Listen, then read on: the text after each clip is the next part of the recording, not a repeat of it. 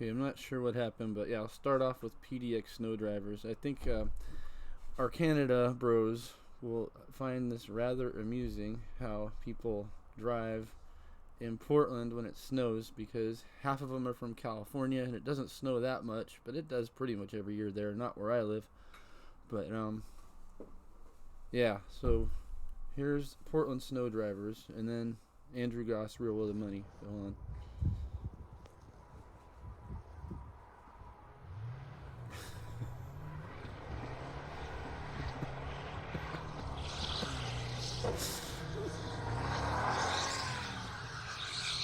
Rear wheel drive in the snow.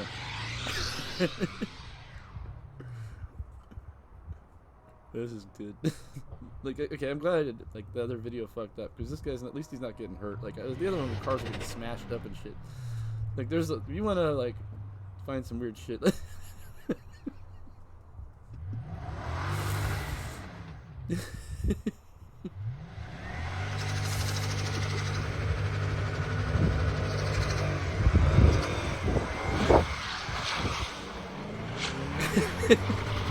Okay, like yeah, I'm from California, but I'm different because I lived in the mountains for 5 years and I know what snow's like. So, and then we have chains and we know how to like we both know how to drive in the snow. But this is funny. Like I remember, I came up to this intersection, and this dude had like a Jeep, and he's like slipping and sliding all over the place, and I'm just taking my time, just giving him time to get out of the intersection. I finally get there. There's like not really anybody else out there. I finally get there, and the dude is like, like it was fine. Like I don't understand what his problem was. Like I just stopped slowly and proceeded slowly. Just a certain way to drive on ice. It was just funny. And it's not really ice. It's like snow. It's just it's not that. It's not even that bad. It depends. Like here, it's not so bad. I haven't used a snow shovel since I moved here, so that's why I like it. But so yeah, that's the Portland snow drivers. See what happens is in Portland, what the locals all know, like you learn after the first couple of years, is you don't have to go to work. Nobody goes to work. They close everything. But people want to be like, I'll go to work anyway. I mean, some people have to, right? I mean, there's certain jobs, but pretty much everybody with like an office job or something just stays home. They just don't go. Like, if it, like, I guess if you're not an essential worker, right? Like, you just stay home and you play in the snow all day. Like, I remember this dude was telling me a story about how he was driving a snowmobile around like with a 12-pack of beer in his backpack and like just raging all over like the parks and stuff, and they get this cop gets him and she's like, go home or you're getting a DUI. That's everybody just gets kind of festive when it snows. You're supposed to have fun with it, not do that, but whatever. Maybe he had to go to work, but but still, I'm sorry for laughing, but it's just yeah. So that was the snow drivers. And I'm gonna talk about a podcast that changed my life. This guy, I'm gonna keep promoting him because I need to listen to him more too. I had already decided I was gonna get a house by this time, and like already, basically, I was closing on a place or something. I already did or whatever. I don't know. Don't want to give out the exact date, but yeah. But this philosophy, this philosophy changed my life. Like, I just keep a shitty used car and put all your big payments into getting a house. Like, it's so much smarter. Like, a lot of Californians do the exact opposite. They rent, and then they want to show off how cool they are or how good they're doing because they, and they buy an expensive car. And this guy's like, no, you do the opposite. So he, like I, drove old cars. Like, his car was so old that he couldn't get a part once, and he had it manufactured. I haven't reached that stage yet. I'll probably get a different car first. I don't really want, like, the problem with our car is it runs really well, but everything is falling apart. Like, all the little handles and, like, one of the doorknobs doesn't work. It's just, and the seats are all fucked up. I mean, you see this car. It's probably the first or second most ghetto car in the parking lot. So, but then again, I don't have to sweat like losing my job or something. Knock on wood, right? I mean, if it happens, like I'm prepared. So, like I said, I saw when I saw the big 4.0 coming, I was like, okay, I need to start getting ready because they're not gonna hire me for some big tech job. I mean, they might, but usually they don't. Like, there's ageism. So I'm like, I need to be ready for this. I need to like transition my life and be ready to like, be. So yeah, I did, and so this guy helps you. There's so much good advice with money with this guy. I mean, 10% never lent, never spent. Now he didn't invent that, but he repeats it. And you need to hear that: 10% never lent, never spent. He's like, take your budget and just spend 10% less, period, and save it. You can do it because guess what? You would do it if you made 10% less. You would. You'd find a way, right? Like something would get cut out. Some kind of sacrifice to be made. You could always make 10% more and then save that 10% and keep your expenses the same. That's another thing. So, yeah, this guy's money show changed my fucking life. I was listening to this, but it took me about 4 or 5 years. Like I've been listening to this guy for like 10 years or whatever, maybe longer. But it took like it was really cool listening to him during like the whole 2008 thing, because if I listened to him, like I just didn't get it. Sometimes you just need to be told the same thing over and over again until you get it. Like that's why a lot of good teachers just repeat things 5 different ways, like so they don't get boring, but they say the same thing 5 times. This guy was very good at that. It's not the guy in the picture. The guy in the picture is still alive. That guy is cool. He's Patrick Timpone. He hosts a radio show. The guy he's interviewing, unfortunately, isn't here anymore. But his business partner still does the money show. So they still talk about and it's very good. Like I think it's, to me, I don't watch regular news. I just watch financial news. Like I don't care about regular news and gossip. I just care about the financial news because that's what's really happening, right? I mean, this guy's right on it. I mean, just right. I wish Andrew Goss was alive during 2020. Oh my God, we would. The wealth of information he would have been spewing out about what they were doing with the money. What they were doing with all these trillions of dollars and giving people money, and then also the whole thing with the Federal Reserve and like BlackRock and all this shifty shit. Like he would have gone through the mechanics. Like I needed him to navigate the mechanics for me, and his business partner does a pretty good job of that. But this guy would do it with all these metaphors and like I don't know. He's the kind of guy that you'd want to either be your dad or your teacher. I mean, this guy's just brilliant. Like his and he was so like, he just had all these unconventional views. Like his daughter, I think, is like lesbian or whatever, and she got gay married, and he was like, no problem with that. He's like kind of libertarian, and he's like, marriage is just a contract. I don't care what people do. Like that's he loves his daughter, whatever. I think she's like, I don't know. It's not my business. Maybe she was or wasn't. I don't know. I think one of his daughters like didn't want to get a driver's license, so he wanted to drive anyway. Like she wanted to like be like that stuff they do where they go like, I don't need a license. I'm traveling. She tried to do that, and like I guess you can, but it's very, very difficult. And he helped her navigate that. He goes ahead and just get the driver. He's like, go ahead.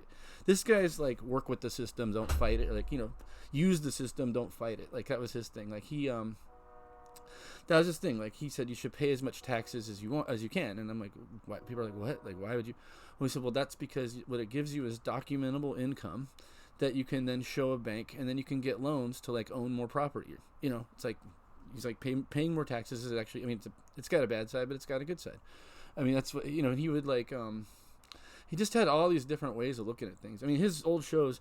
The problem with listening to his old shows is all the news is old, and I've already heard almost every one of these shows, like pretty much. I've probably only missed like 2 of them. I mean, that's how religiously I listen to this. It came out like every Wednesday, I think, or something, in the afternoon or something. I never called in. I mean, I didn't need to. I just kept learning. Like, I didn't have a question that he didn't already answer. Like, this guy was like, he's just such a wealth of information. He's got, I think, 2 books. One of them's called Uncle Sam Cooks the Books.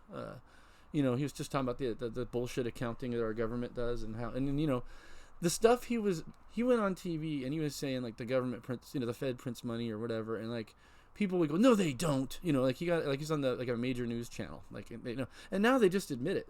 Like, oh yeah, the stuff he was telling us was happening, they denied, and nowadays they just, oh yeah, that's what we do. Like, it's weird how that works. I don't understand how people can like not, kind of like how the whole 2020 thing. You got these people that were walking around crazy about the Rona, and now they're acting like that never happened. Like, I mean, I'm sorry, dude. I'm not I'll forgive if they ask, but I won't forget. Okay, if they say, look, I was an idiot back then. I'm sorry I chewed you out about the masks or something, or I'm sorry I tried to get you to get that shot. That was stupid. If someone comes up to me and apologizes, fine, but right so far that hasn't happened. Nobody wants to do that. Nobody wants to admit they were duped by the stupidest fucking shit in the world. But anyway, yeah, I'm sorry. I get that shit makes my blood boil. But yeah, I would just love this guy to have been alive back then. Unfortunately, yeah, it was like I don't know, something bad happened to him. He's like a health problem or something. But yeah, he's, this guy's good. He's got his game going. He's got his game on. He's got his diet going. He's got all these like I want to get a sauna so bad, dude. I want like a. I don't want that like stupid one that like you like that's like the tinfoil thing that wraps around you. I want like a real sauna because like I got too many of these like health things that are like they go in the closet and then they come back out once in a while. Like if I'm doing the sauna, like I'm gonna build a fucking dude. I could do it out here, dude. I could build that's a project, dude. I could build myself a motherfucking sauna outside, dude. Yep. Yeah.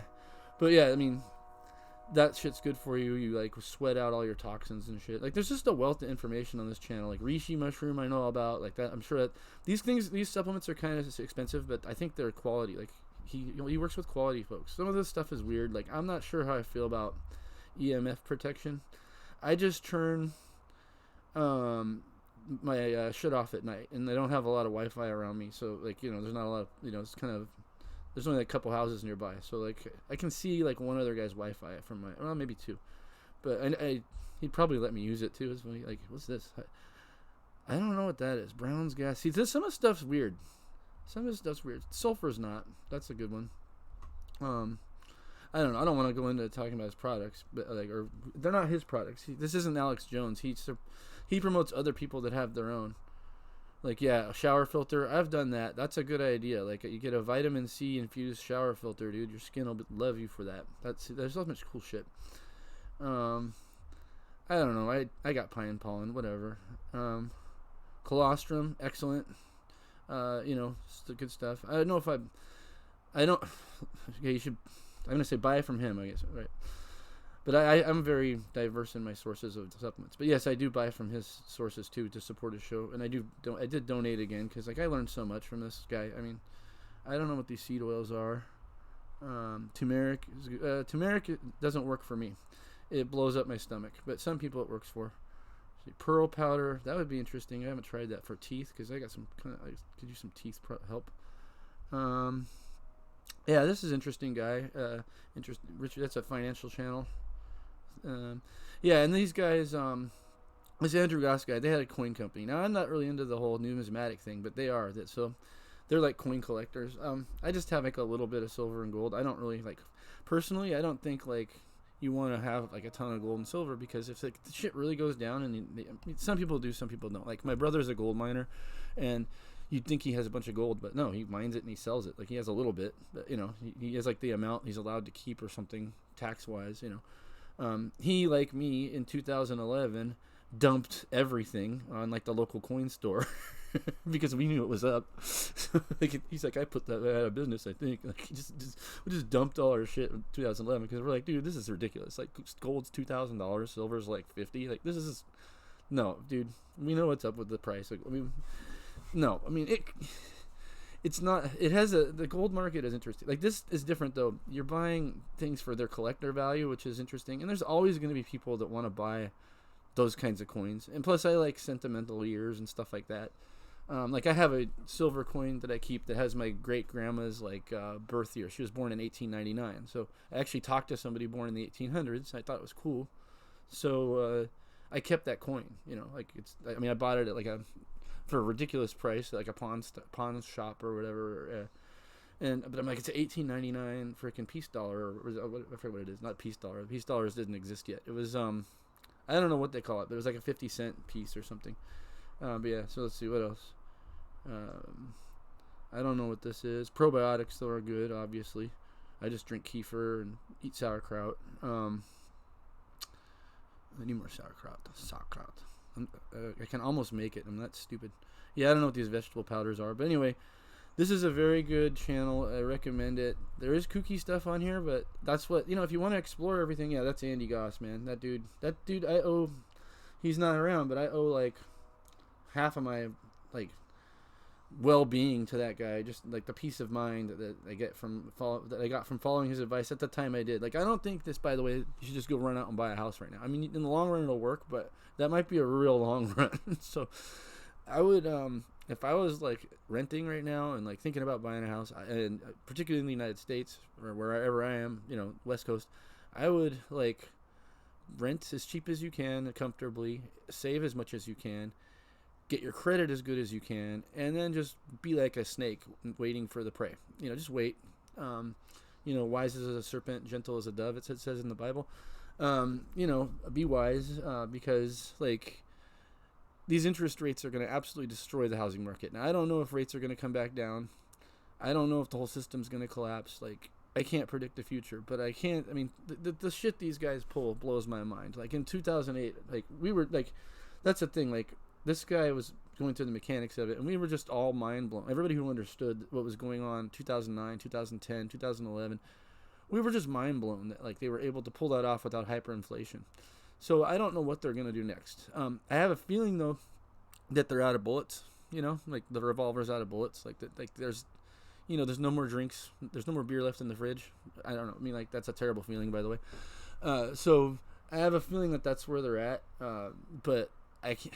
Look, I would have told you that last time. So in 2020, it really scares me when you understand the mechanics of this shit. It scares me what gets pulled in order to keep this whole thing together. Like that was ridiculous. Like I couldn't. All right, but anyway, I thought that was kind of interesting, and this is a cool podcast, and I wanted to do Portland snow drivers because I told another YouTuber that I would, because they're like in Canada, and like you guys need to see this, dude. This is the funniest shit. So, but this is the video I really wanted to make. But yeah, what the hell? But anyway, good morning, and I'm out.